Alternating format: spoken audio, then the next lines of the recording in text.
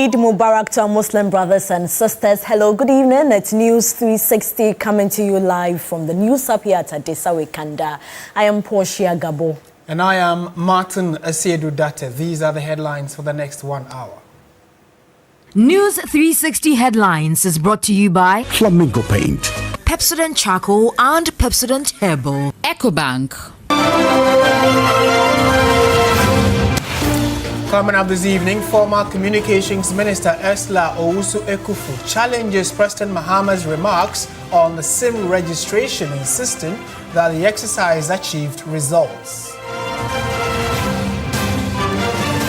And also coming up tonight, more than 150 typhoid cases recorded at Old Ningo Health Center as worsening water crisis forces residents to rely on unsafe sources.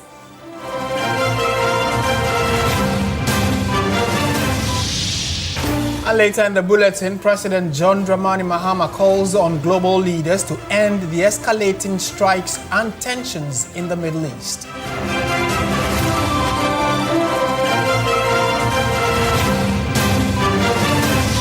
On the international front, Chad intends to deploy 800 police officers and gendarmes to Haiti this year to help the country fight powerful armed gangs.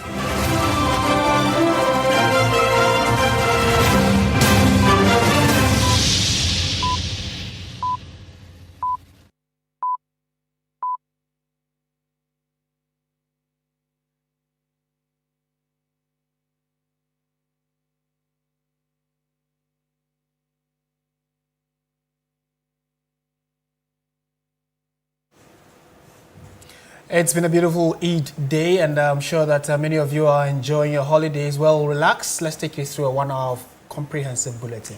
We begin here in the Greater Accra region, where more than 150 cases of typhoid and other water-related illnesses were recorded at the Old Ningo Health Center between January and March this year. The water crisis in Ningo is forcing residents and households to rely on alternative sources which are adversely affecting their health and well-being. George Queenan was in the community and reports. Water is the most sought-after resource in Ningo. The water crisis in the community is not getting any better. Access to safe drinking water remains limited. A lagoon once considered a temporary alternative has now become the primary source of water for many households. Despite concerns about contamination and health risks, residents, especially those unable to afford treated or sachet water, depend heavily on the lagoon for daily use, including drinking and cooking. For some, this challenge presents a business opportunity to cash in. A yellow gallon is selling for 5 cedis and a big container for 140 cedis. Prices depend on the water source and the distance to the community. How much do they sell the gallon? 5 cedi. It's not expensive. For the people, it's expensive, but for our consumption and the journey, for us, it's okay. But some of them too, they are happy to get the water because there's not water in the town.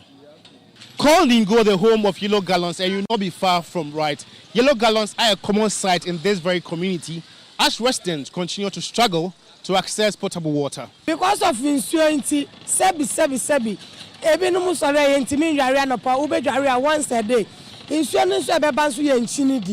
The water crisis is making some of us limit our bathing routines. Even soap doesn't latter with the water.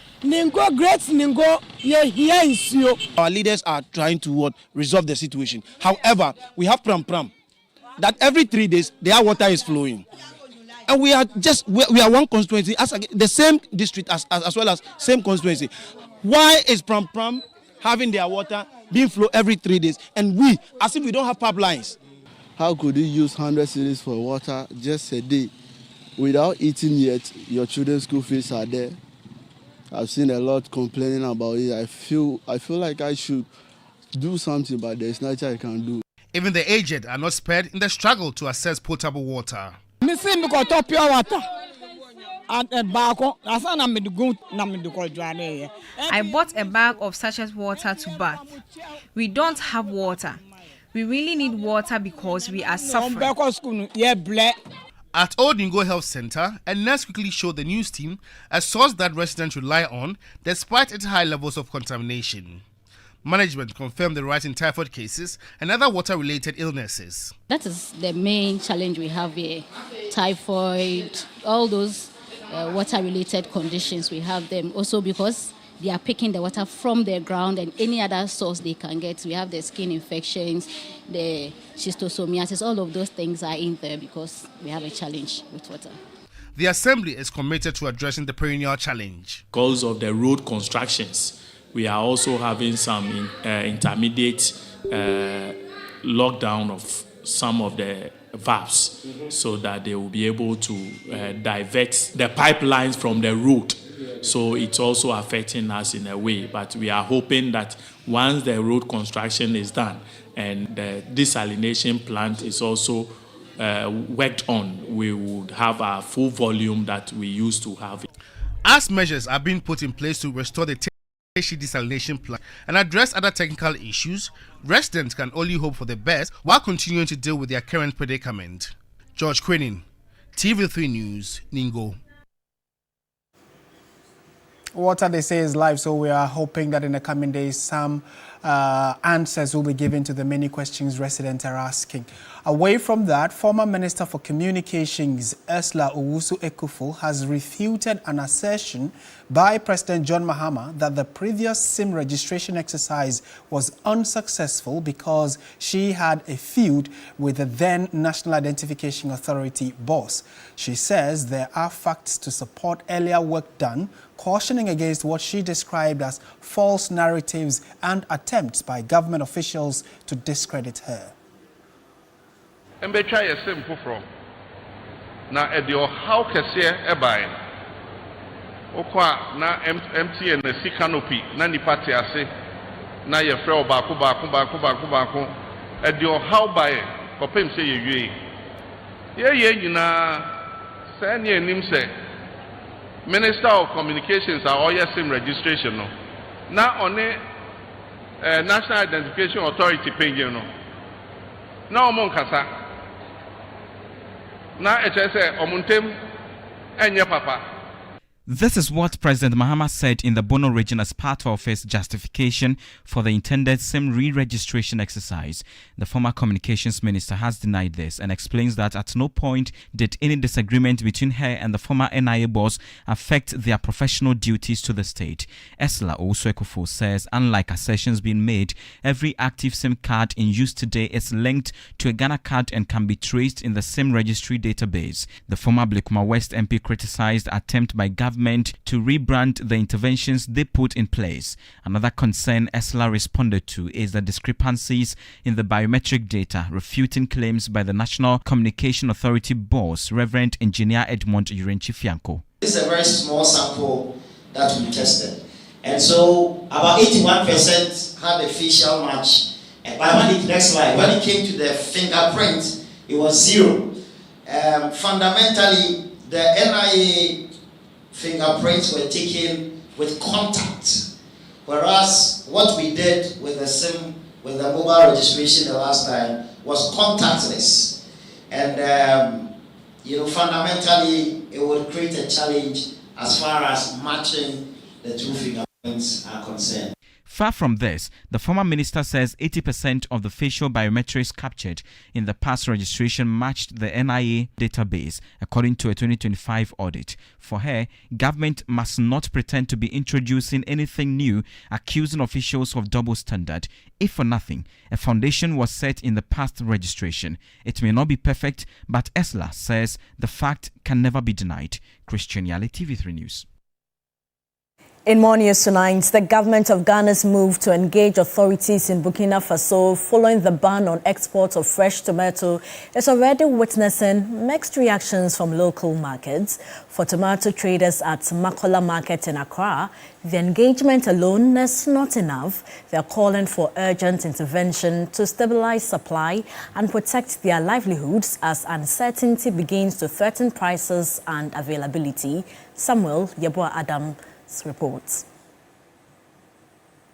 In a press release issued by the Ministry of Trade, Agribusiness and Industry, The government said it will engage authorities in Burkina Faso over the decision to ban the export of fresh tomatoes, while urging calm among traders. At Makula Market in Accra, traders say the impact could be felt almost immediately, with a tightened supply chain potentially triggering sharp price increases if urgent steps are not taken. If someone has his own thing, you cannot go and collect it by your strength.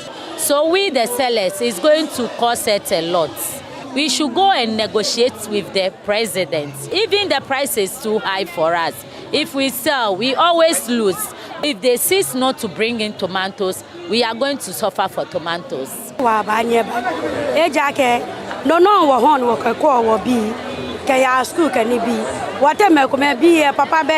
This ban will bring us a lot of challenges because that's what we survive on with our children.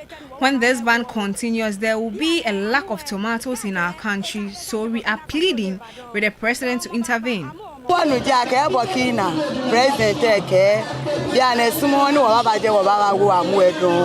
We heard that the president of Burkina Faso is placing a ban on exportation of tomatoes.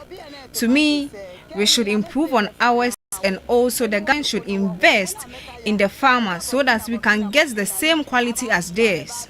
For some consumers, it is about time the government invested in local tomato production. We have farmers in Ghana, so the government needs to invest more in the farmers so that it will enthuse them.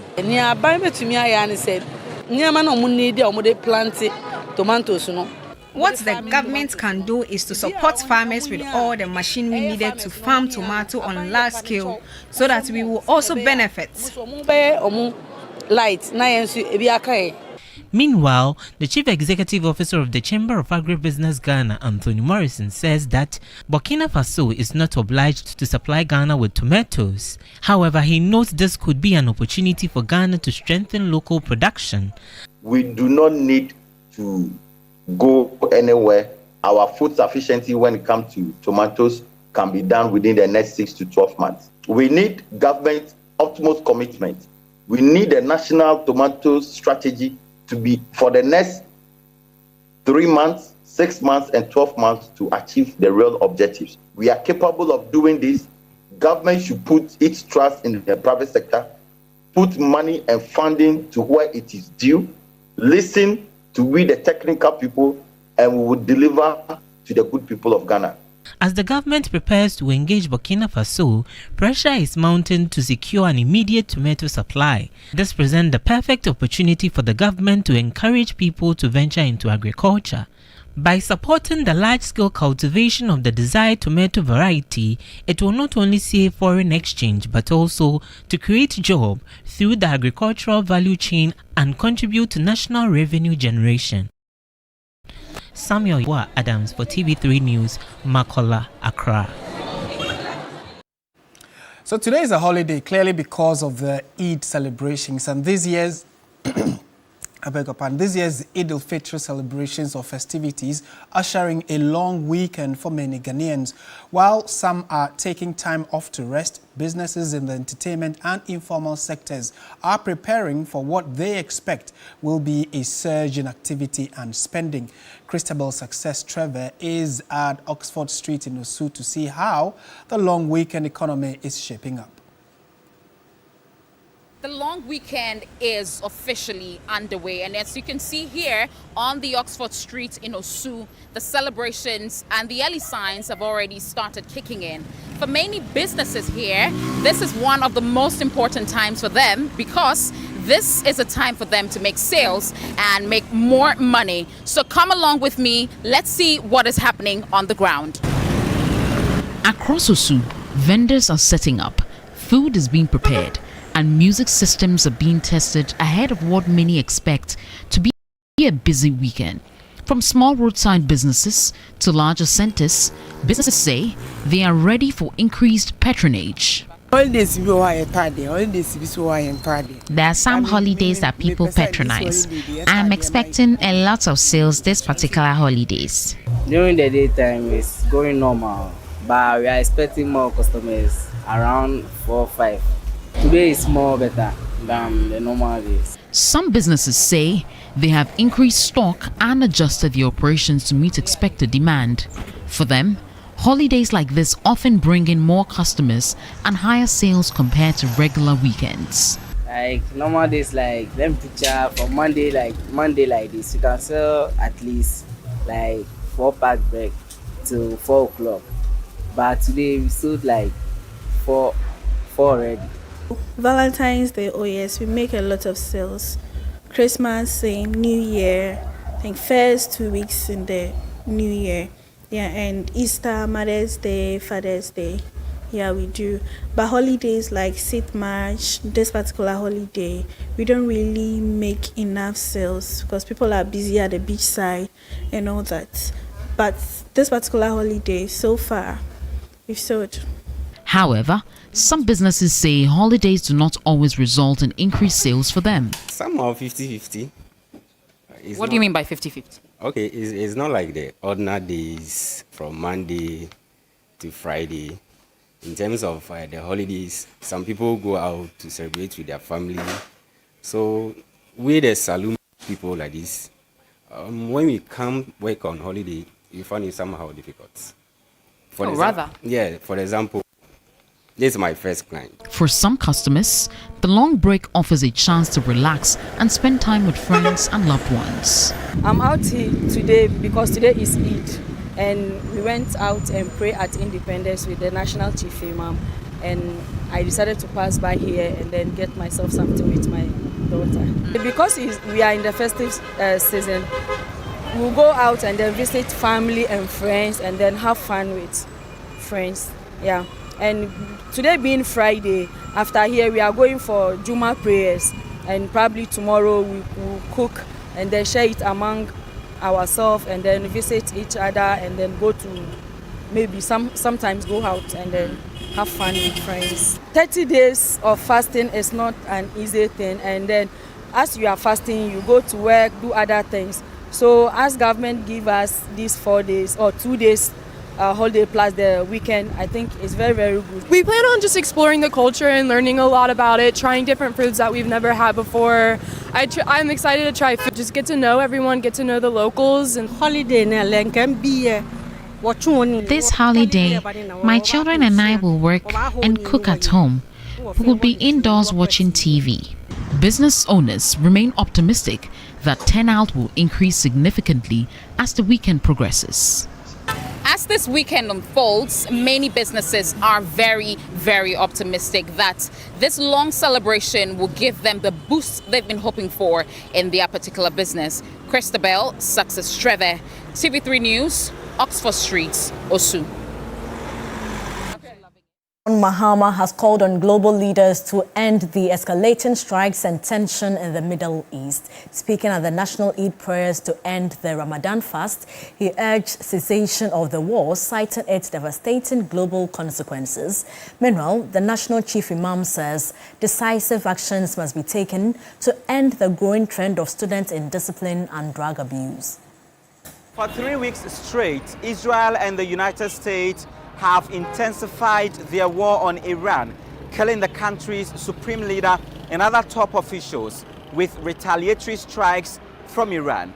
Actions by these countries have killed thousands of people and caused a rise in crude oil prices as well as threat to global economy.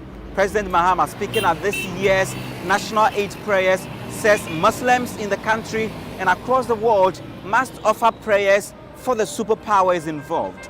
On this solemn occasion of Eid al-Fitr, I invite all of us to offer prayers for peace in the Middle East.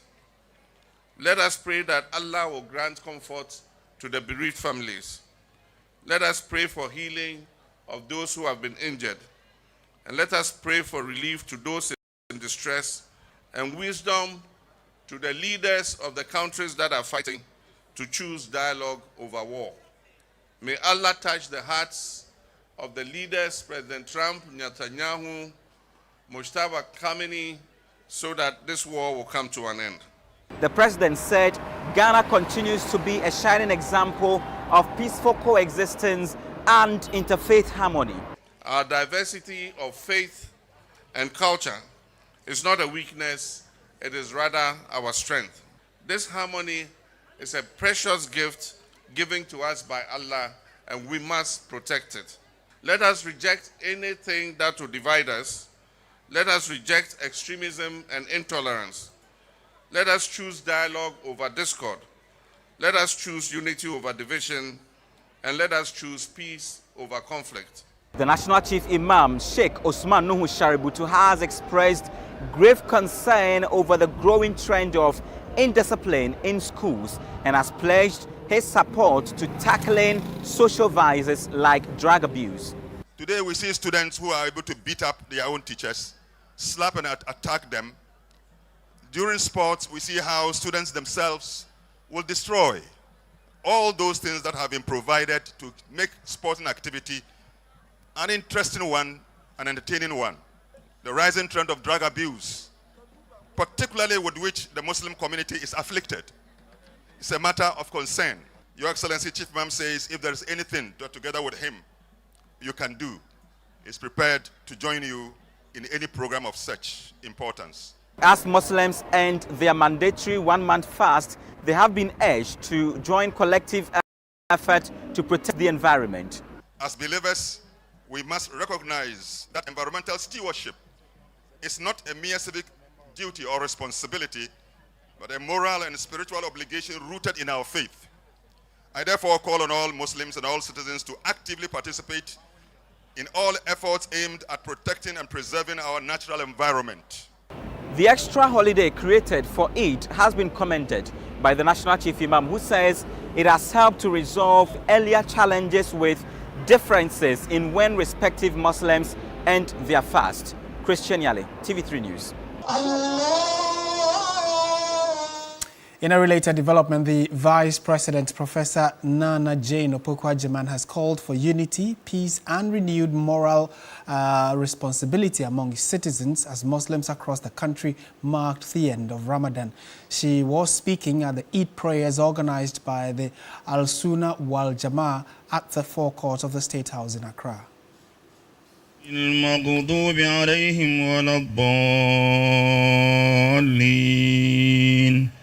The Vice President, Professor Nana Jane Opoku-Agyeman, noted that fasting, one of the core pillars of Islam, plays a vital role in shaping the lives of Muslims by promoting self-discipline, honesty and compassion. Ramadan is not only a period of abstaining from food and drink, but a sacred time for nurturing consciousness of Allah, strengthening self-discipline, and refining moral character. This is a spiritual journey that encourages us to abstain from dishonesty, injustice, social vices such as gossip. Touching on global concerns, she urged citizens to remain mindful of the challenges facing the world and to commit to praying for peace and fostering mutual understanding. Let us remember the urgent challenges facing our world. These issues call for a renewed global effort to pray for peace, stability, and prosperity. In times of both ease and hardship, it is mutual respect and understanding that will carry us forward. She further pointed to the coincidence of Ramadan with other significant observances this year as a reminder of shared values such as sacrifice, faith and peaceful coexistence, and called on Ghanaians to use the occasion to promote unity and peace. Former Minister for Finance, Dr. Mohammed Amin Adam, on behalf of the NPP flag bearer, Dr. Mahamadou Bawumia, wished Muslims well in the celebrations. His Excellency, former Vice President, has asked me to appeal to you Muslims to pray for our country. The world is faced with uncertainties today. Conflict in Middle East is affecting everybody. Fuel prices, fertilizer prices, food prices, and the general cost of living are increasing all over the world. And therefore, on this occasion, we have a duty to pray for Allah to bring peace. to the world. Former Vice President has also asked me to call on all Ghanaians to close our ranks in support of our aspirations as a country. Hundreds of Muslims of the Ahlus Sunnah wal Jamal gathered to pray and reflect. Evelyn Tinkma, TV3 News, Accra. Still on the Eid celebration, Muslims in Ghana are being encouraged to deepen peaceful coexistence with Christians and other religious groups as part of efforts to promote national unity and development. Resident Imam at the Masjid Nur Mosque, Ismaila Teta Kuno, insists government must crack down on individuals fueling disunity among religious groupings. Muslims from Amasaman, Sonitra, Amomole and adjoining communities convene at the Masjid Nur Mosque to mark Eid prayers, an essential Islamic religious activity that climaxes a 30-day period of fasting known as Ramadan.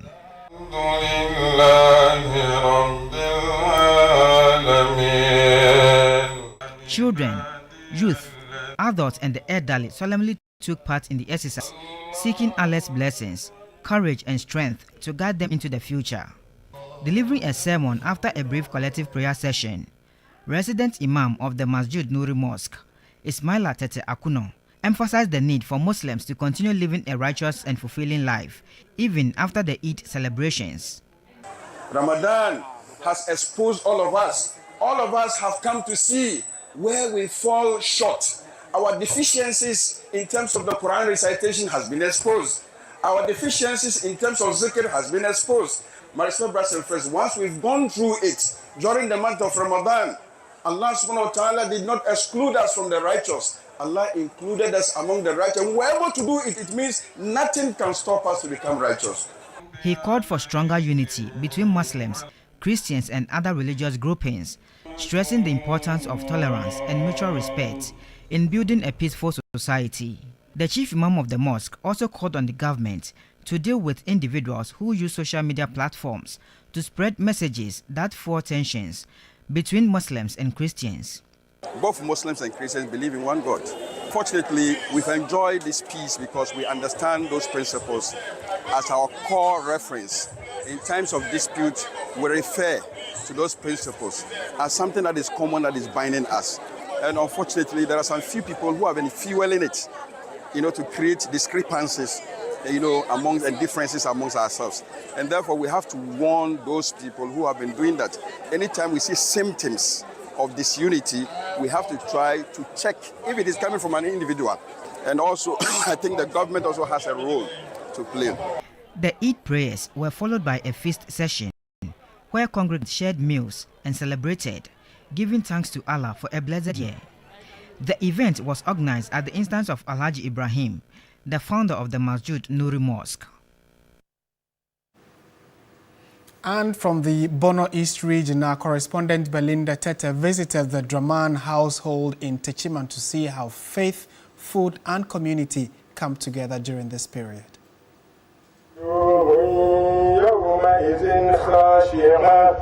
The day began under a rising sun at the Jacko Senior High School Park, where thousands gathered for the Eid prayers. Among the sea of worshippers was the Dramani family, offering prayers of gratitude, the strength to complete the 30-day fast of Ramadan.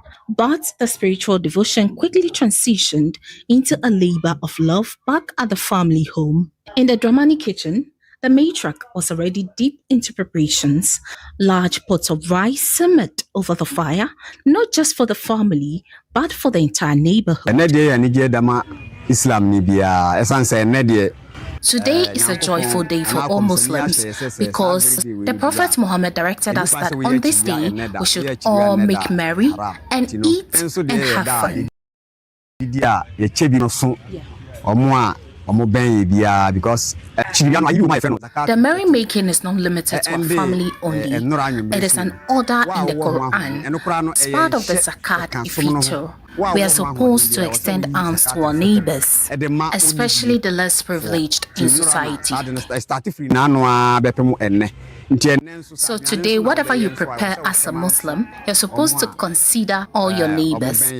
Dramani Abdullah urged Muslims to tread towards righteousness even after the Ramadan season. Back to Now that the Ramadan is over, I'll urge all Muslims to not go back to a wayward lifestyle. We should all live a righteous life. For the younger generation, the day is about more than just a meal. It is a celebration of identity, community, and love. Eid is a month of love, happiness, joy. You get to share love with everyone. You connect with your friends and family out there. Within this period, I had lots of blessings, and I also made a lot of prayers. And I know that Almighty Allah will listen to all that I have prayed for. This day is a great day for Muslims. We have fasted for 30 days and it's not easy.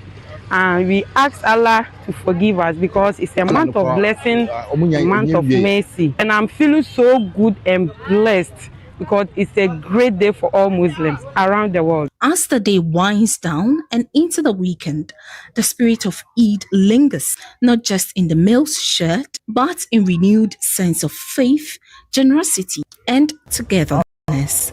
Belly to the TV3 News, Tishiman, Bono East Region. Stay with us. We have some more stories for you right after this.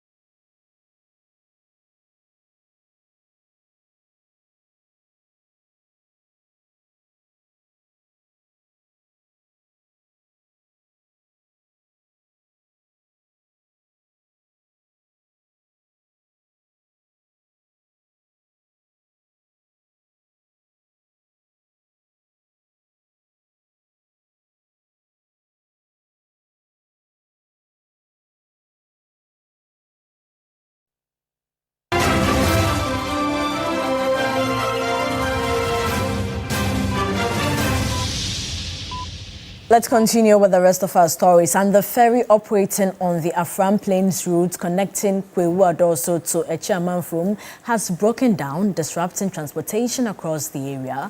As a result, passengers have resorted to using canoes and small engine boats, many without life jackets, to cross the water, raising serious safety concerns. Has affected movement between communities and the Kwewu South municipality and the Kwewu Afram Plains South and North districts. The ferry serves as a primary link to both Kwewu Afram Plains South and North, making it a critical transport route. Traders, commuters, and residents have been stranded for hours, with some expressing frustration over the reoccurring situation. They are calling on authorities to urgently repair the ferry and restore reliable service. Several passengers noted that this is not the first time the ferry has broken down, adding that repeated promises to fix the problem is yet to yield lasting results. I just got here and stranded. They're asking us to use the canoes, but I feel that is not safe.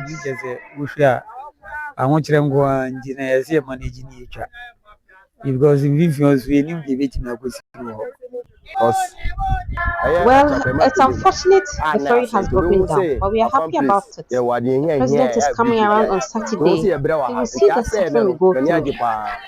The ferry remains vital for economic, health, and social activities in the area, and its frequent breakdowns continue to disrupt livelihoods.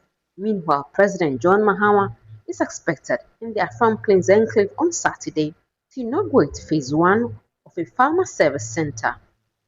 Government has also announced plans to construct a bridge and rehabilitate the Adoso Echiamanfrom Road under the Big Push Infrastructure Initiative. Until these projects are completed, economic activities, access to healthcare, and general mobility in the area remain at a risk. The Catchment Area Community Alliance, a pressure group in the Prestia-Huni Valley municipality of the Western Region, is calling on President Mahama to fulfill the 2024 campaign promise to revamp underground mining in Prestia. Irama Smith has more in the story.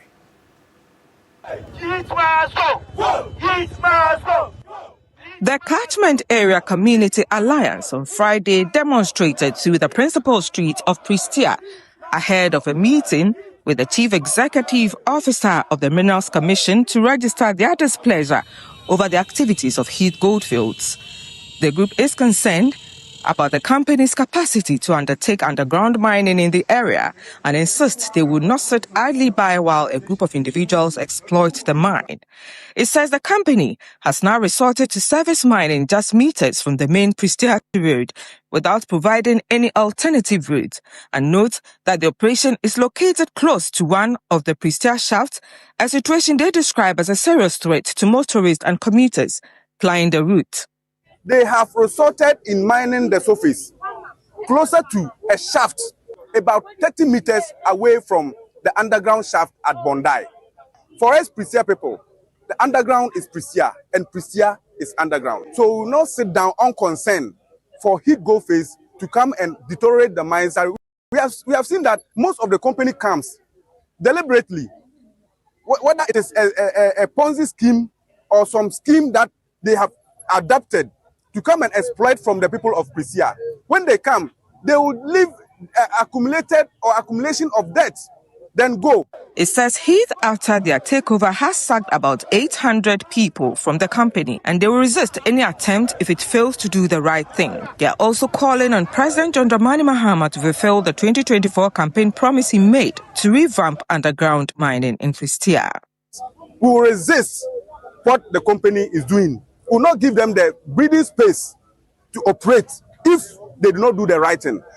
To cut it short, we are telling the government, we are appealing to the government, His Excellency John Dramani Mahama, to focus in Prestia. He should remember that he promised the Prestia, good people of Prestia, that when he comes, he will make sure that the underground mine is revamped.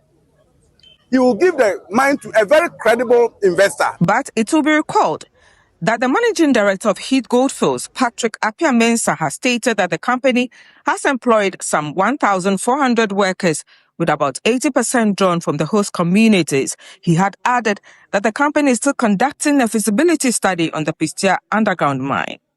We are finalizing feasibility study on the Pristia underground mine. This study focuses on deploying modern, efficient, and technology-driven underground mining methods that will enhance safety, production, and cost effectiveness. Meanwhile, the Catchment Area Community Alliance has announced plans to demonstrate at the Ministry of Lands and Natural Resources, Minerals Commission, and the Presidency to present their petition to President John Dramani Mahama for the revocation of his Goldfields mining lease on Tuesday, March 24, 2026. Irama Smith, TV3 News, Pristia. We have sports news coming up shortly. Do stay with us.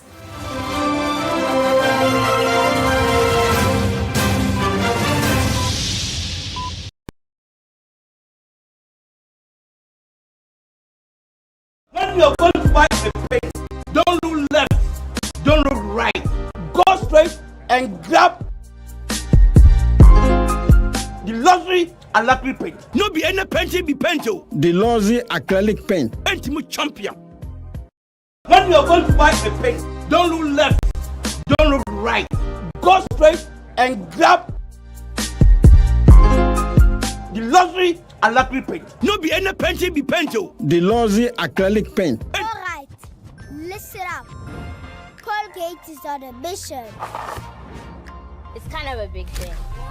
Colgate Herbal uses traditional nature's herbs and combines it with Colgate Science for healthy gums and strong teeth.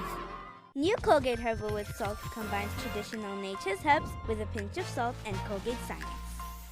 A natural recipe for teeth and healthy gums. The Ghana Exim Bank is 10 years old. Hooray! And to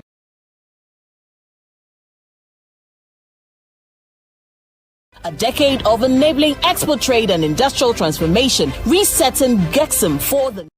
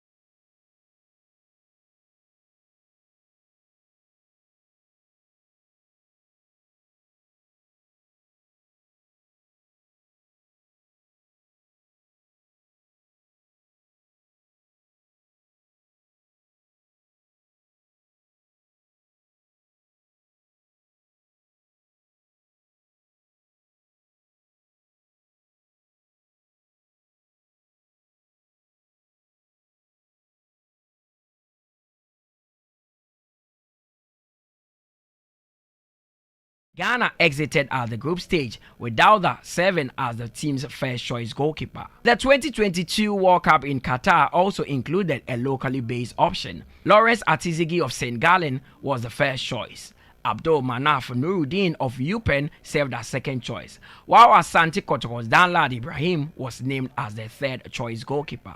Although there were early expectations of possible rotation, Danlad did not feature as Ghana once again exited the tournament at the group stage. As the 2026 FIFA World Cup approaches, there is growing optimism that the goalkeeper from the domestic league could finally make his debut at the tournament. House of Folks Benjamin Asare has emerged as a strong candidate after establishing himself as the Black Stars #1 following Ghana's victory over Madagascar in Morocco during the qualifiers.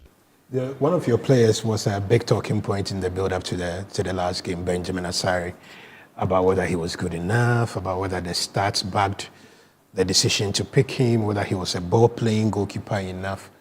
What's been the one thing about him that's convinced you, at least up to the stage, that he deserves to be Ghana #1, and the reason why, if he's in the same form, you will take him to the World Cup?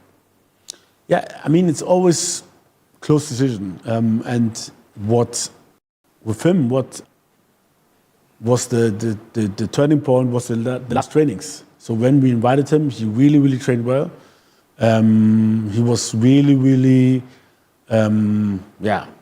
had this self-consciousness. He was pushing the players, organizing, doing everything we could to win this training match.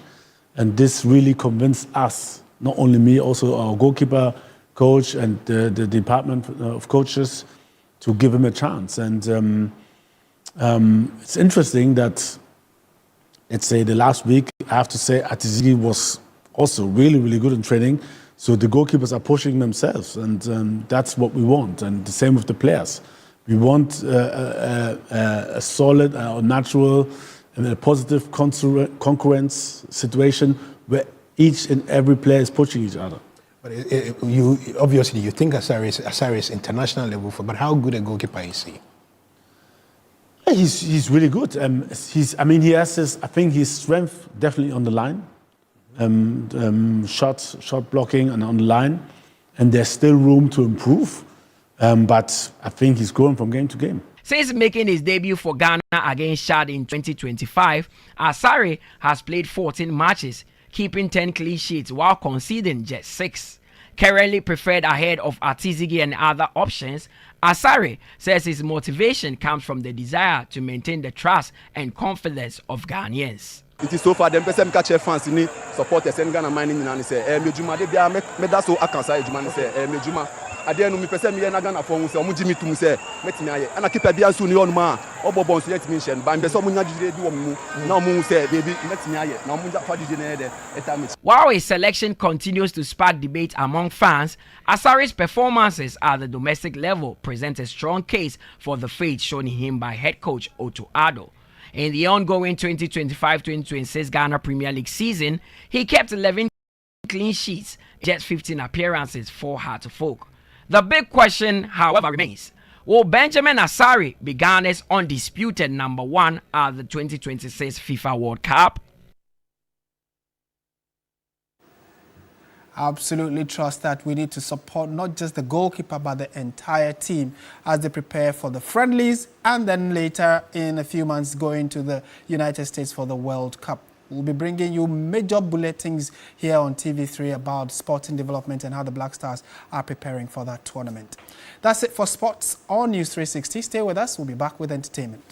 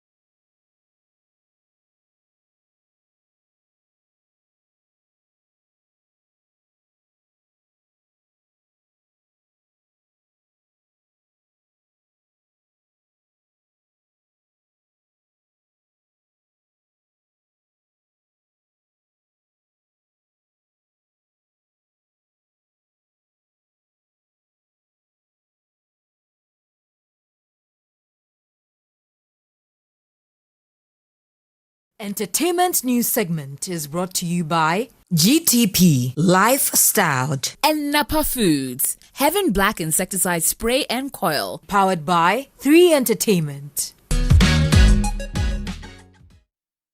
Well, a good evening and a happy Eid to all our Muslim brothers and sisters. You're welcome to the entertainment news segment here on News 360. My name is Noella Donko.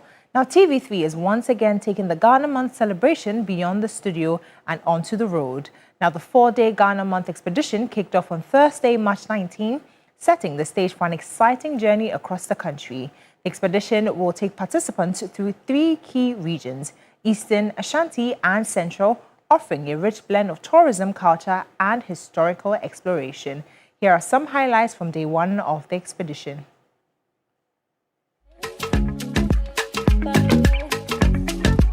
On Thursday, March 19, the TV3 Ghana Month expedition officially set off from Accra, following a warm and colorful send-off at the Ghana Village at the TV3 premises.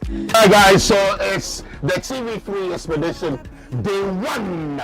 And this is the 4th edition. Ladies and gentlemen, we are all geared up. We're ready to explore 3 regions. We are starting off day 1 as a driver, and make sure you get to your destination. Eastern region, here we come. Patrons boarded the bus in high spirits, filled with excitement and anticipation for what promises to be an unforgettable 4-day journey.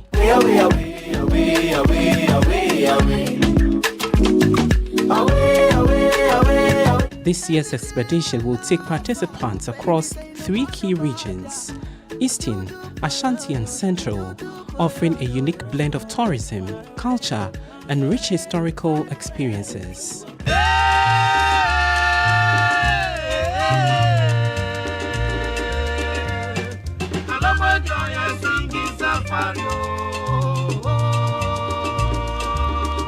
The team made its first stop in the Eastern region at Ohene Cocoa Farms, where patrons enjoyed a brief but insightful tour of the eco-friendly cocoa farm, gaining first-hand knowledge of Ghana's celebrated cocoa heritage.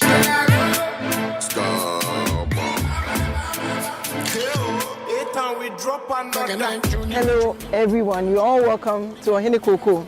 So this is Ohene Cocoa, a wing of Ohene Cocoa, which is Know Your Cocoa Foundation. So this helps you trace your roots back to the origin of cocoa. So I welcome you all. So I want to journey inside, yeah. Shoulder, one side, shoulder. It's over to my number. Good afternoon and welcome to Ohene Cocoa Farms. My name is Nane Duna II. I'm a chairman of the Krapim traditional area. And if you know anything about cocoa, you know that cocoa started from the Krapim area. And it did not start with Chatakwashi. That's an absolute lie. But we shall go into that a little more detail. Let's do the proper thing. Well, you're welcome. We like to do things properly here and traditionally, so we'll do the welcome libation just simply with water. Stay with 3 Entertainment for more updates and exclusive highlights from the 4-day Ghana Month expedition. And we will definitely be giving you some highlights on that expedition. But that's it for the entertainment news segment here on News 360. My name is Noella Donko. Thank you so much, Noel. On the international front, Chad intends to deploy 800 police officers and gendarmes to Haiti this year to participate in an international force to help Haiti's police fight powerful armed gangs.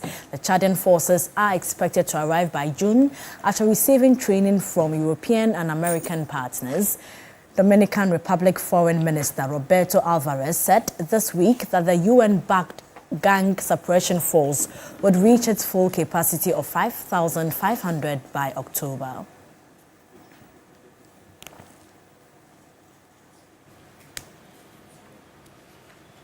We hope you enjoyed the bulletin and still enjoying what is left of the holiday. My name is Martin Asiedu Dati. And I am Portia Gabo. Enjoy the long weekend. Good evening.